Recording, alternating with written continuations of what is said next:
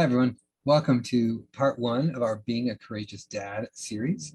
This is going to focus on self-regulation strategies and what it means to be emotionally engaged, but ultimately emotionally courageous, because we all know that showing our emotions can sometimes be a big ask. But as fathers, as people raising young children, we need to step up. And so in this video, we're going to talk about emotional intelligence, and how that leads to emotional courage. And so over the course of this video, I'm going to talk about what I mean by emotionally courageous, how to identify those emotional triggers that can get us in a bind and react rather than respond to our children's needs, and then ultimately what it means to put it into practice. And by that, I mean, let's create some strategies to help you be a responsive father who's emotionally courageous rather than reacting to a tantrum with a tantrum, so to speak.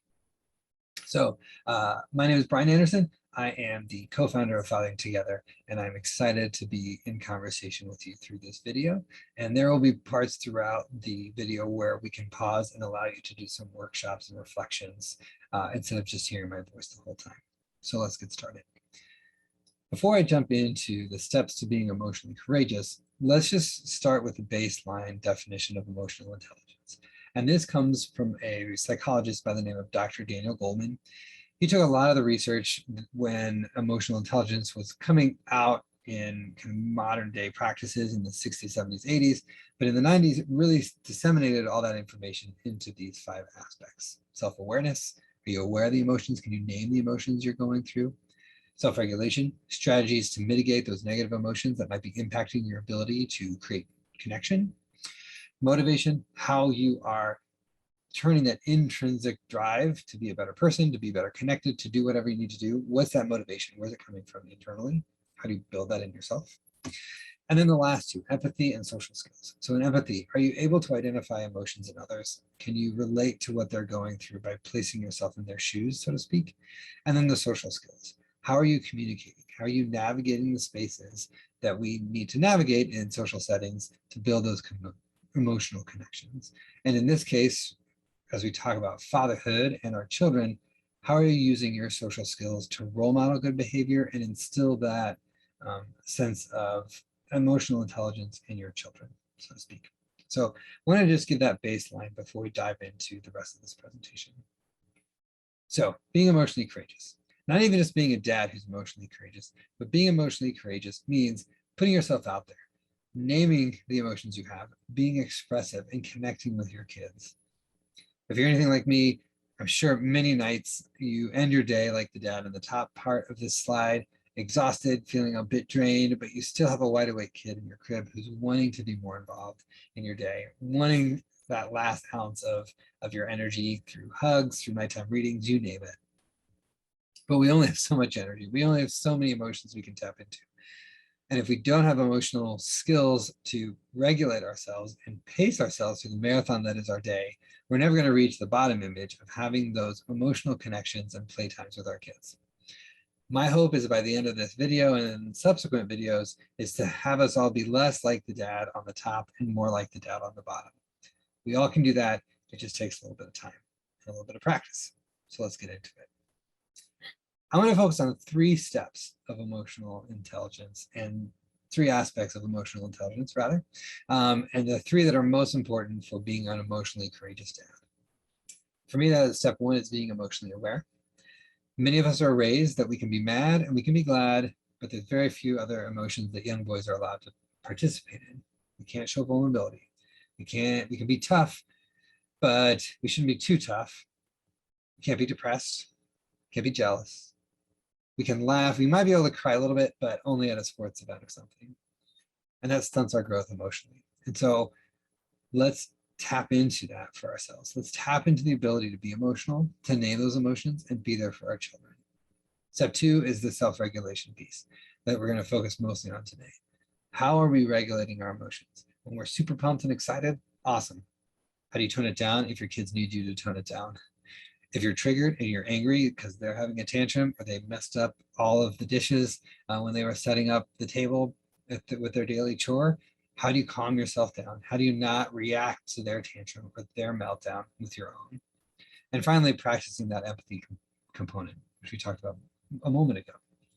How are we seeing ourselves in their shoes? How are we recognizing that our kids might have a lot going on in their life and they might need a little bit of our patience rather than a stern lecture? So again, we're going to dive into all this, but primarily focus on step 2 today. All right, briefly, step 1, being emotionally aware. As I mentioned in the previous slide, many of us as young men are not taught to have a full array of emotions. We might show some emotions, but cultural contexts tell us to not cry, to tighten up, to be tough, to not show our vulnerable side.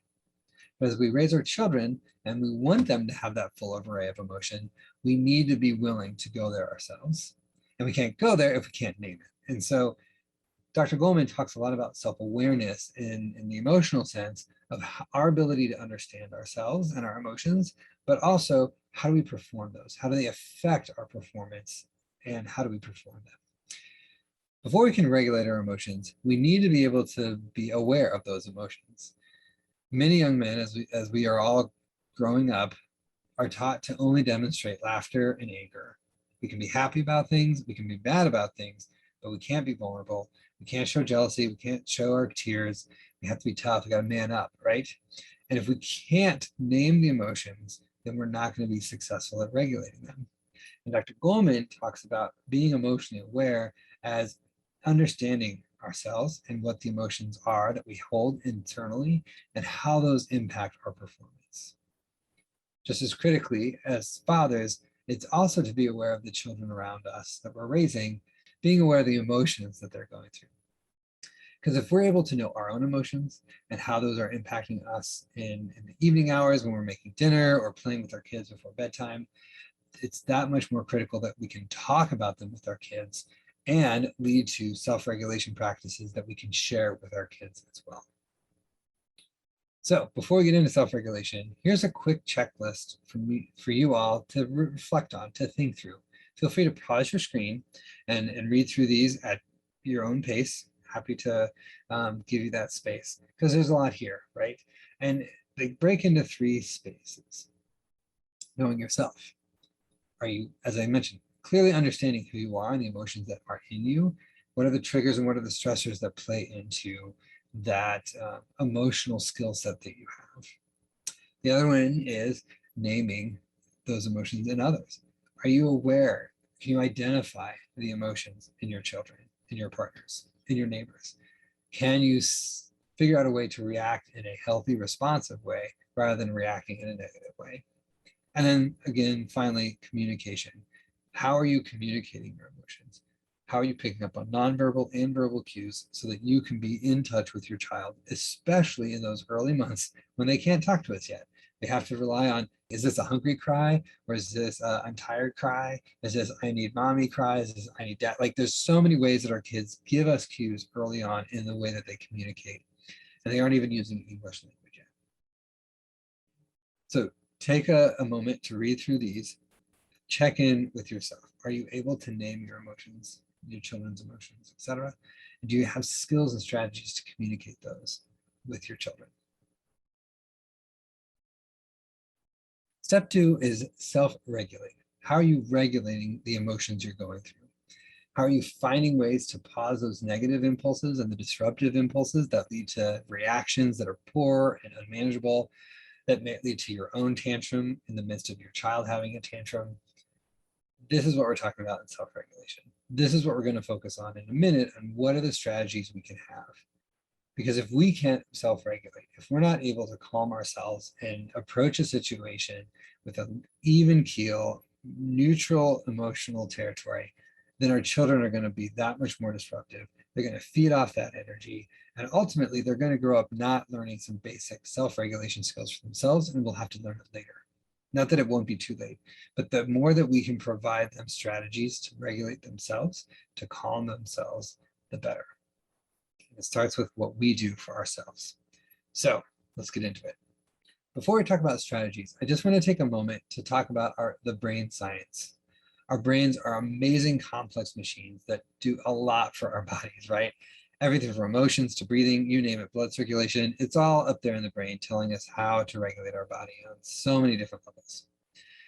But the interesting thing is our frontal lobe, The front of our brain is where our emotions and the higher functions take place. And science has figured this out. Research has shown that that frontal lobe area of our brain is the last to develop.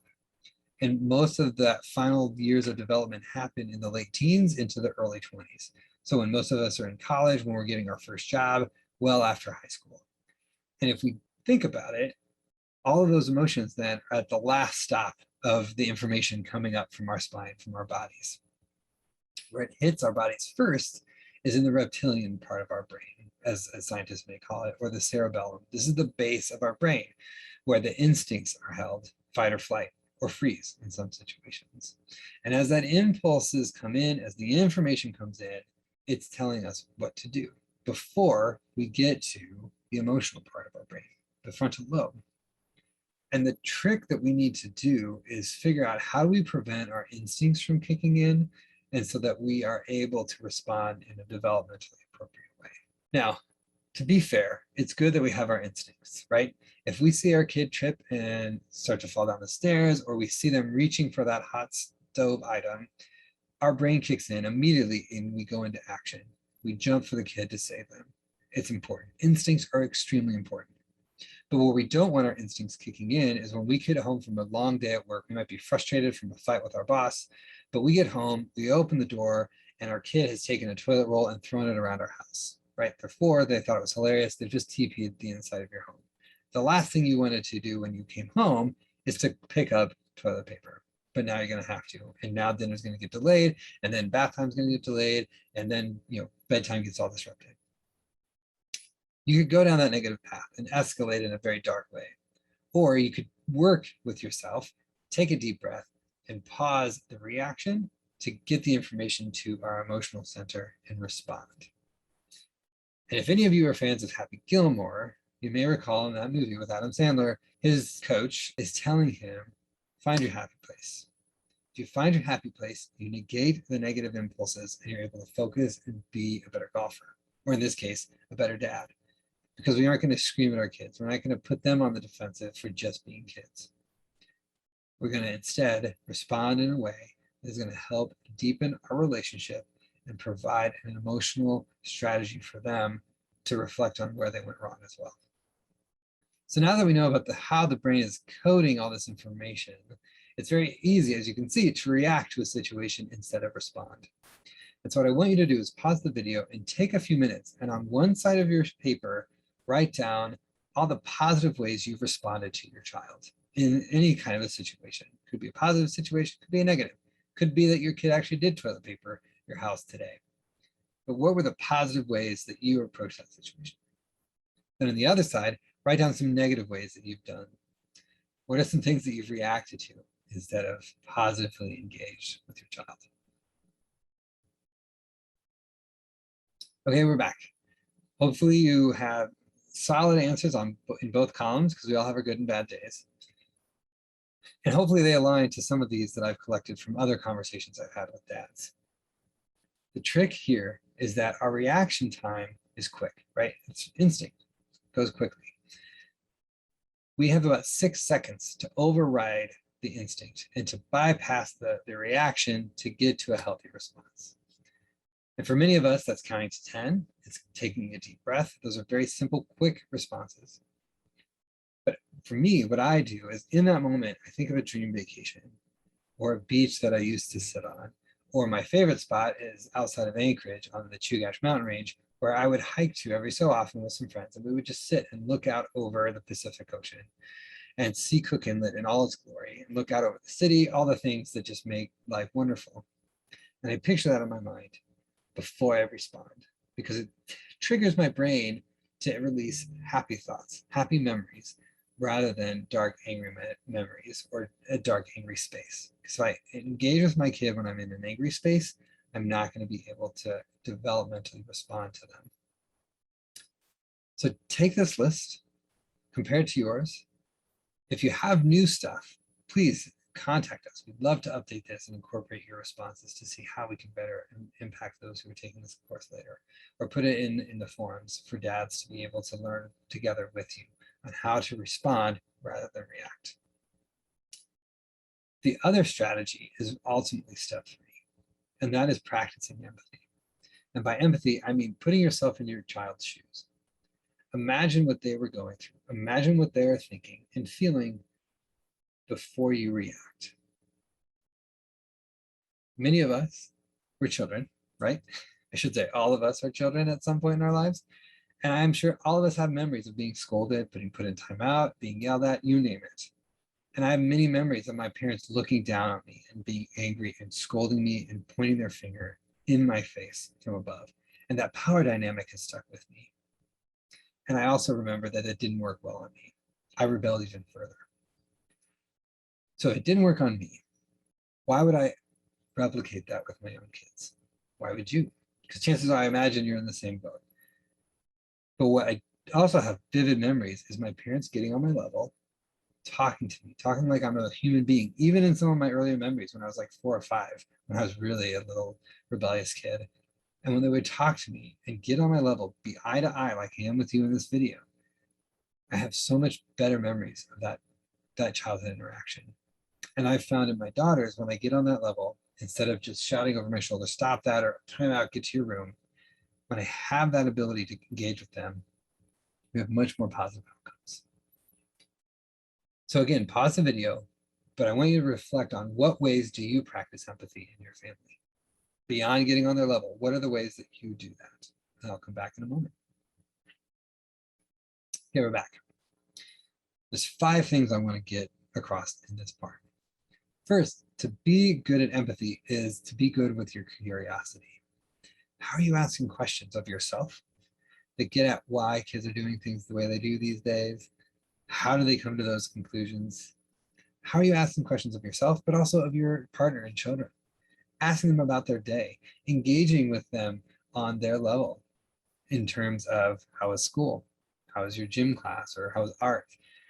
Did you make a new friend? Asking those questions shows that you care about what their day looked like.